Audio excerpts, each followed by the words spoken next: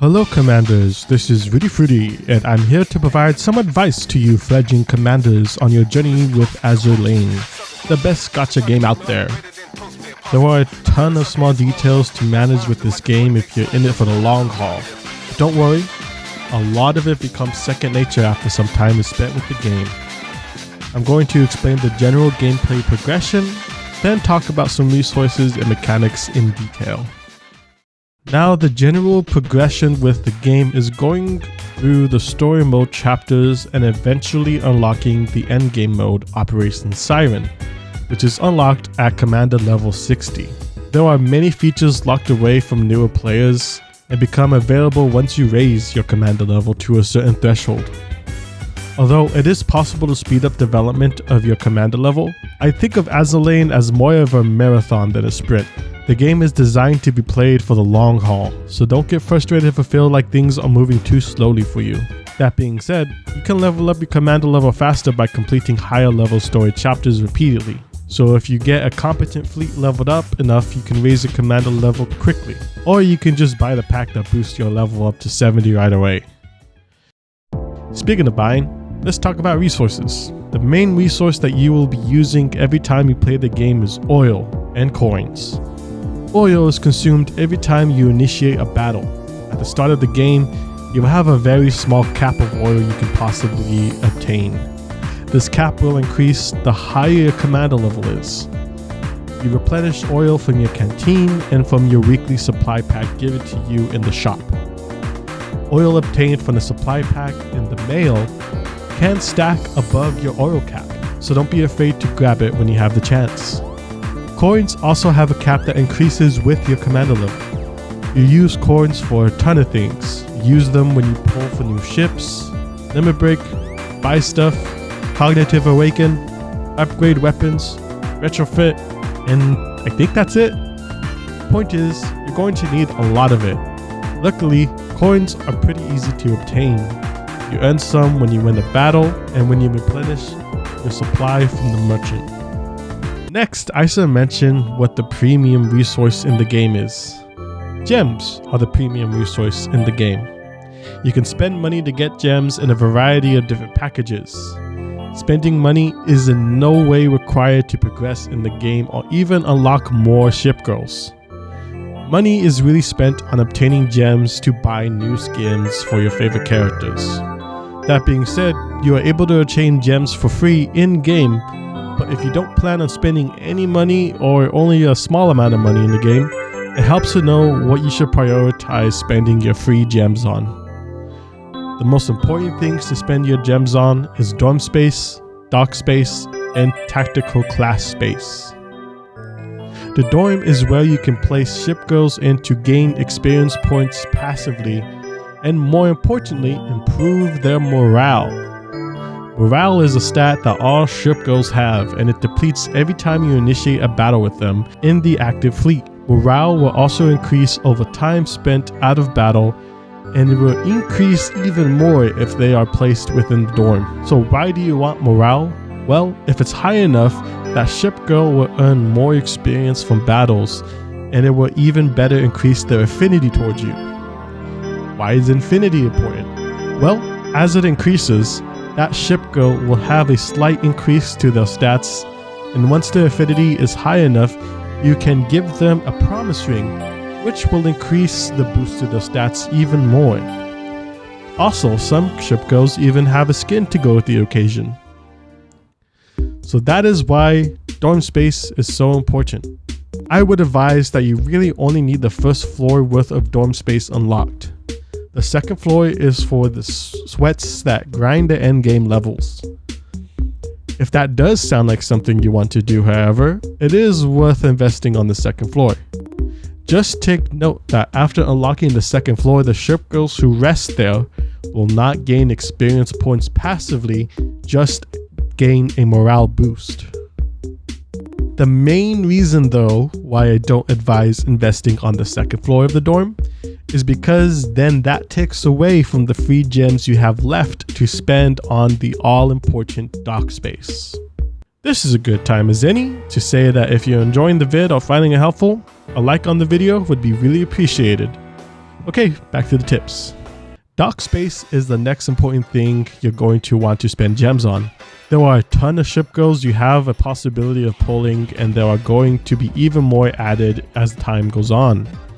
If you want to have at least a single copy of each ship goal you come across, I would advise you invest in dock space. Sometimes, however, you may start to wonder how important it is to hold on to your javelin as you progress in the game. I'll touch upon what ship goals are worth keeping in another video, so be sure to subscribe so you don't miss it. Now, the tactical class is where you'll be able to level up the potency of your ship goal skills. You start out with just 2 spaces and can buy 2 more for 500 and 600 gems.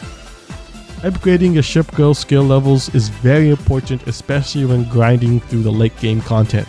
To level up a skill, you will need to assign a ship goal a skill book to study over time. You may notice that skills are presented within a box of a certain color, either blue, yellow, or red. There are skill books of the same colors which give you more experience points to the skill of the same color. So if you have a ship goal study a red book for a red skill, they will earn even more XP for that skill.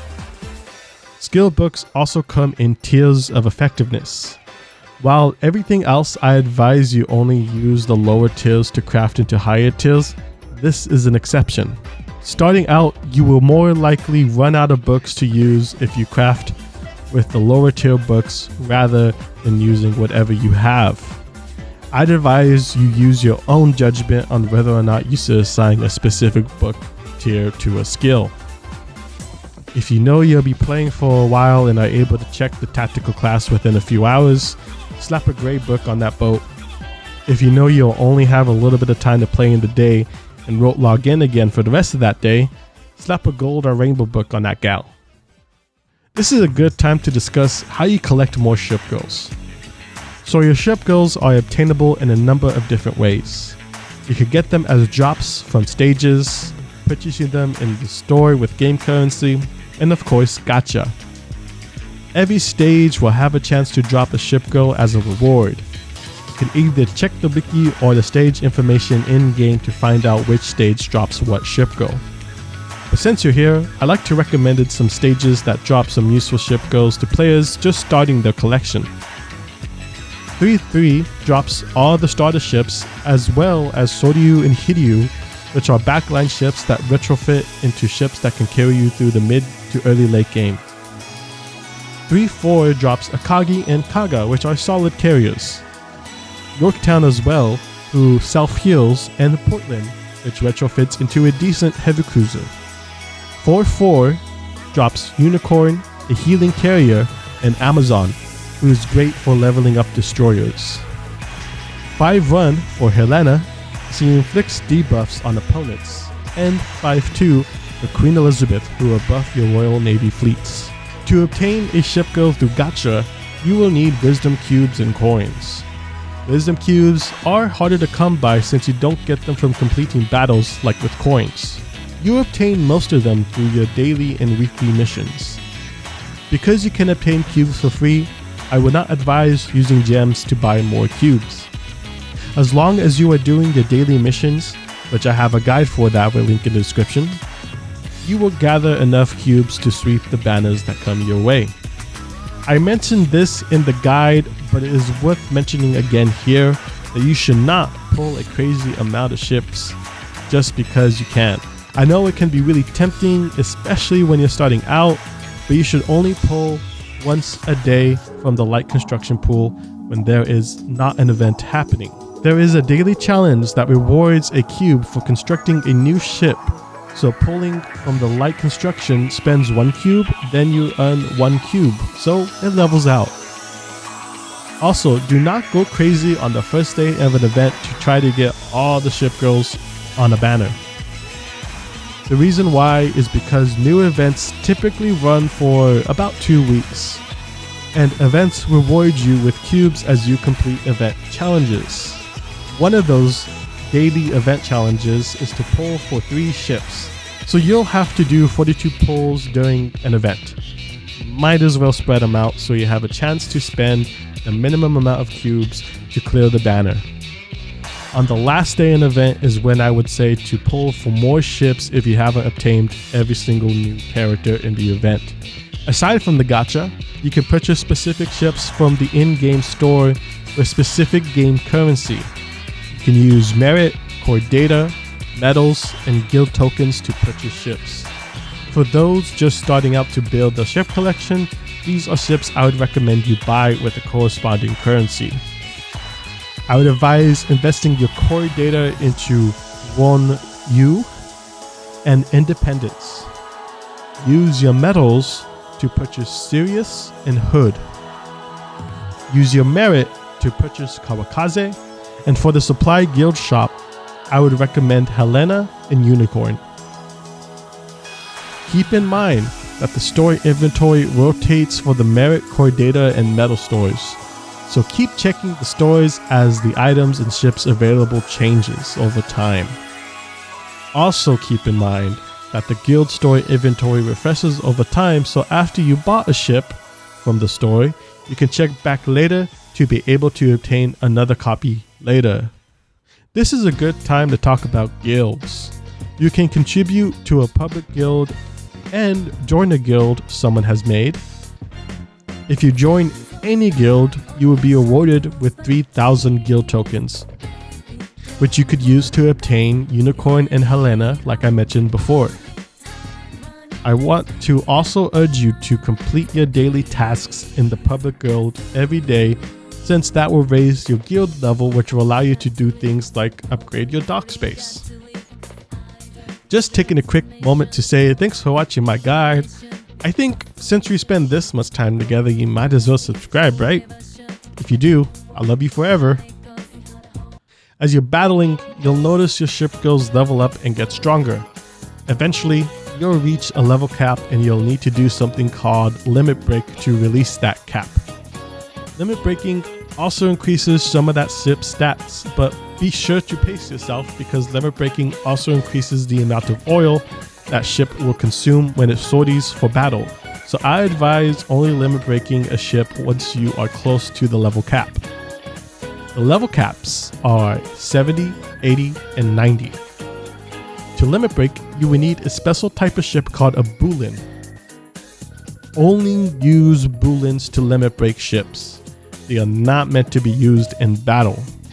There are 3 types of Bulins. One for common, rare, and elite ships, purple Bulins. One for super rare ships, yellow Bulins.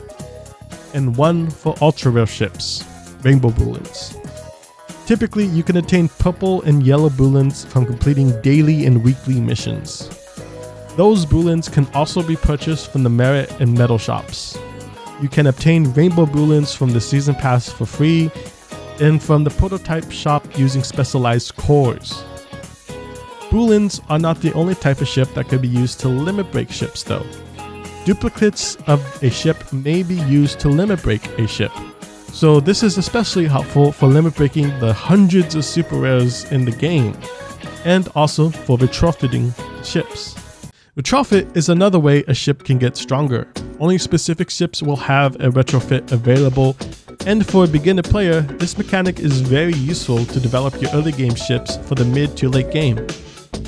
Retrofitting will also increase a character's stats, improve their skills, and even unlock a new look for them. Some ships I think worth investing are Portland, Independence, Amazon, Unicorn, Helena, and whatever starter ship you chose. Keep in mind that most common ships can be retrofitted and you are rewarded for developing them, so it will be beneficial for you to retrofit each ship at some point. Now, having the right equipment will also help tremendously when advancing through the more difficult content of the game. Equipment comes in tiers of rarities, with the higher tiers being more powerful than lower tiers. Those tiers being gray, blue, purple, gold, and rainbow, the latter being the highest rarity.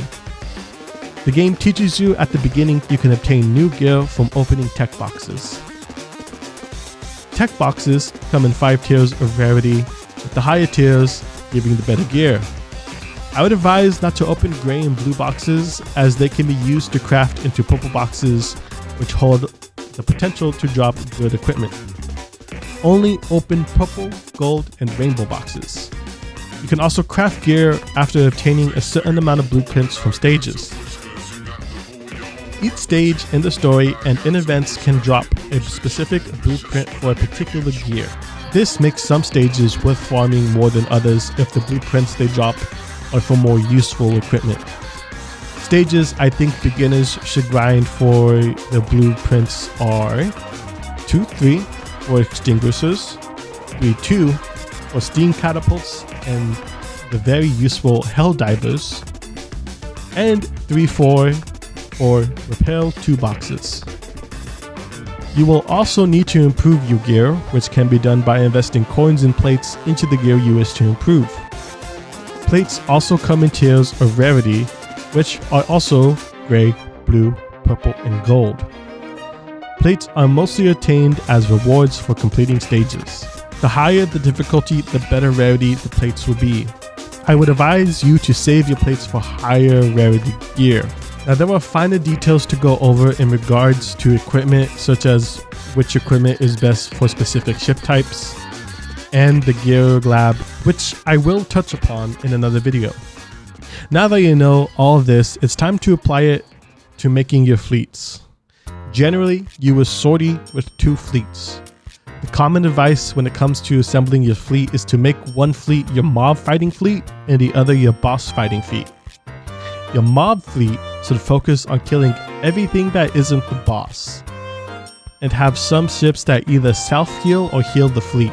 Think Yorktown and Unicorn.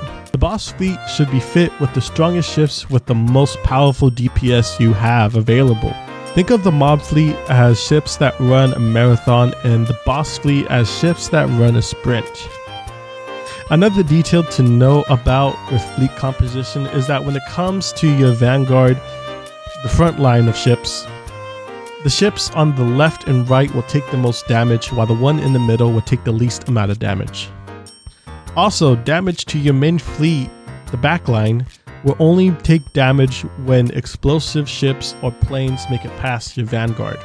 Now, before I go, I'd like to give you a few extra tips. Don't forget to collect the rewards from the missions at the top of your home screen. Make sure to tackle your hard mode stages after you have enough ships at around a level 20. For the PR ships, don't use experience paths to shortcut through combat data collection. Instead, convert them into blueprints to develop them further after you have unlocked them. Also, for the early to mid game, level is king. You will take less damage and deal more damage the higher your ship's levels are relative to the enemies they are fighting. And with that, I thank you full-heartedly for watching my video. I put a lot of effort into this one, so I appreciate you taking the time to view it. I hope the tips were helpful. There is a lot to the game, but I thought I'd give some advice to help new players get started. I love this game and I hope more players stick with it. I am planning more videos to discuss specific aspects of Azur Lane, as well as videos of other games and media, so be sure to subscribe so you don't miss out. Remember, in the description is a guide I made for the daily gameplay flow of Azur Lane, which you may find helpful to refer to later. Also, I will link the wiki of Azur Lane since I get most of my information from there. Thank you so much again for watching. Thank you even more for those that subscribe, like, and comment. I look forward to seeing you in the next video. Take care.